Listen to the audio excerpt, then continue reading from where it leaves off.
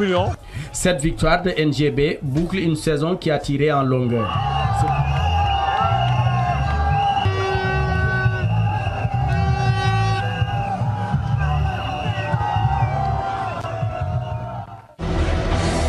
Alors justement, parlons toujours de ce match Ablaye. Bon, moi j'ai été assez étonné de vous voir sortir le buteur, Ablaye Ndao, pour le remplacer par un joueur un peu plus petit. J'avais l'impression que grâce à sa taille et puis également son activité sur le front de l'attaque, Ablaye Ndao permettait quand même de fixer les défenseurs pikinois. La preuve, quand il est sorti, on a senti que bon, Pikine était beaucoup plus à l'aise pour aller attaquer. Quand il est revenu à la mi-temps, il m'a dit, coach, j'ai mon pied, j'ai mon genou qui me fait mal. Je pourrais tenir à peine 15 minutes, mais au-delà de 15 minutes, je ne pourrais plus tenir. Donc il faut préparer mon changement. Tu sais, nous, nos joueurs sont éduqués à ce niveau. Quand ils ressentent des douleurs et quand ils savent qu'ils ne peuvent plus partir, bon, ils disent qu'ils n'ont plus le droit de rester dans le terrain parce qu'à côté sur le banc, il y a des garçons qui peuvent les écaler. Il est vrai que celui qui l'a remplacé n'a pas une grande taille, Aziz, mais Aziz, il va très vite. Il adore les espaces et il est très intelligent dans le jeu. Et je pense que lui aussi, il a su faire la différence parce qu'à un certain moment donné, il a eu un ballon de deuxième but qu'il n'a pas mis à côté. C'est que son placement était bon. Est-ce que Pikine ne vous a pas facilité la vie en restant... On a eu le sentiment que Pikine n'arrivait pas à changer de rythme. Est-ce que ça vous a pas facilité un peu le déroulement du match? Non, on savait que Pikine, bon, quand nous sommes venus, nous n'avons pas pu voir Adam Mbaye. Bon, on dit que donc il ne compte pas sur les balles arrêtées. Parce que tout le monde sait que quand Adam Mbaye il joue, en général les attaquants ils provoquent et cherchent des fautes dans les 20-18 mètres. Comme lui c'est un spécialiste, il peut les marquer. Donc en n'étant pas dans le terrain, on ne peut pas assurer à ce niveau sur les balles hautes. Donc maintenant, en jouant avec le numéro 3, qui sur le plan offensif nous a posé beaucoup de problèmes, nous savons qu'il y a que le danger ne pouvait venir que de Cheikha. Okay. Et donc finalement on a donné des consignes à notre arrière Adouma, qui nous a donné beaucoup de satisfaction, de le neutraliser et d'aller le chercher et de ne pas essayer de monter sur les balles offensives. Très bien, très bien. Alors Ablaye, justement en parlant de ces joueurs qui ont marqué la finale, on va vous demander peut-être votre avis sur Ablaye Ndao, un attaquant qu'on a découvert je pense en cours de saison, mais qui est en train de s'imposer. Qui il est, comment vous l'avez découvert? J'ai découvert en lui quelqu'un qui a la morphologie de jouer en attaquant.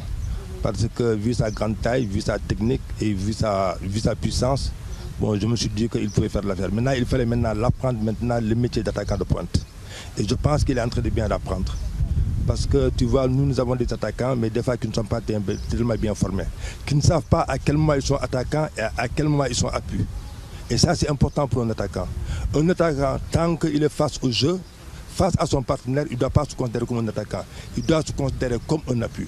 C'est maintenant quand il monte le dos à son partenaire, quand il est face au but qu'il va attaquer, c'est à ce moment qu'il peut se considérer comme un attaquant. Et j'ai l'impression qu'il a beaucoup gagné à ce niveau. Et c'est la raison pour laquelle il a un bel avenir devant lui, a priori. Un excellent avenir. Tout à fait. Alors justement, nous sommes allés le rencontrer chez lui. Sayer Insa Diop nous fait découvrir le portrait de Abdoulaye Ndao.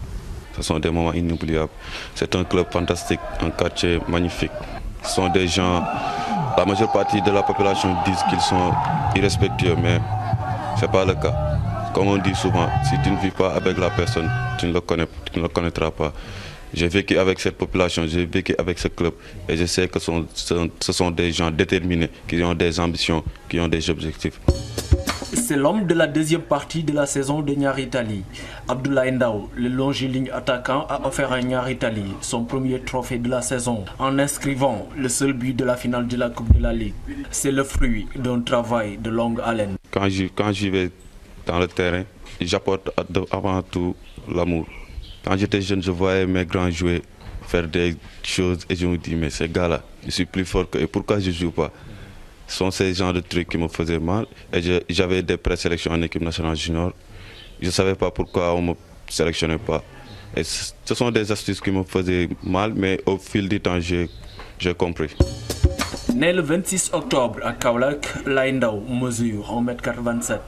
Avec ses 85 kilos, l'ancien pensionnaire de Yogo est en train de connaître son heure de gloire avec Nyari Tali en remportant la finale de la Coupe de la Ligue saison 2012. Un attaquant aux qualités exceptionnelles. Il faut savoir que Ndao a été super pendant sa petite catégorie en cadet et en junior.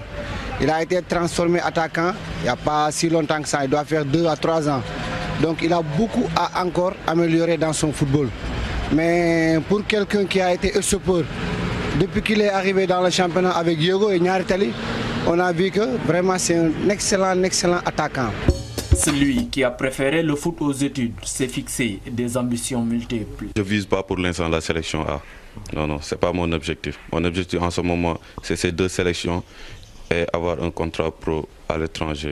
Ce jeune talent qui a un bel avenir rêve de jouer dans les plus grands clubs européens à l'image de Ibrahimovic et Adebayor. Alors justement, Ablaye, vous en parliez tout à l'heure, il y a un joueur qui a été extrêmement dangereux du côté de l'AS Pikine, il s'agit de Chersi. Peut-être c'est le joueur qui vous a le plus posé de problèmes d'ailleurs durant cette partie. En effet, c'était dans nos prévisions parce que quand on dit AS Pikine, pratiquement c'est Chersi qui représente à 80% la force de frappe. Contrairement à nous qui avons 5 pivots offensifs sur lesquels nous pouvons compter. Donc nous savons a priori qu'en le neutralisant ou en diminuant son rendement offensif, on avait beaucoup de chance maintenant de jouer sans encaisser un but. Alors maintenant le regard de l'entraîneur sur le joueur, ses qualités, parce que lui également nous allons le voir tout de suite à Guédiawaye, essayer de mieux le connaître. Votre regard sur ça c'est un joueur complet, c'est un joueur qui a les vitesses techniques, tactiques. Et c'est un joueur qui aime titiller, c'est un joueur qui a une grande expérience et qui a un très bon niveau.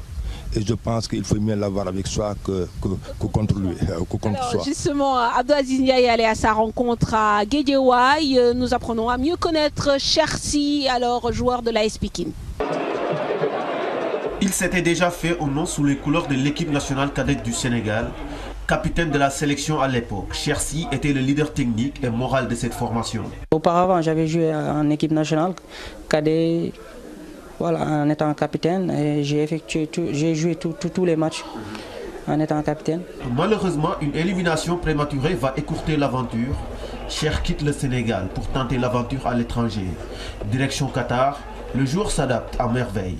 Il enchaîne but sur but avec l'équipe réserve d'une formation qatarienne. Quand je suis parti là-bas, après 2 jours d'essai, ils m'ont pris, ils m'ont fait signer 3 ans avec Alain à Dubaï. Là-bas, j'ai juste joué 1 année, mais j'ai pas pu jouer avec l'équipe première, j'ai joué avec la réserve.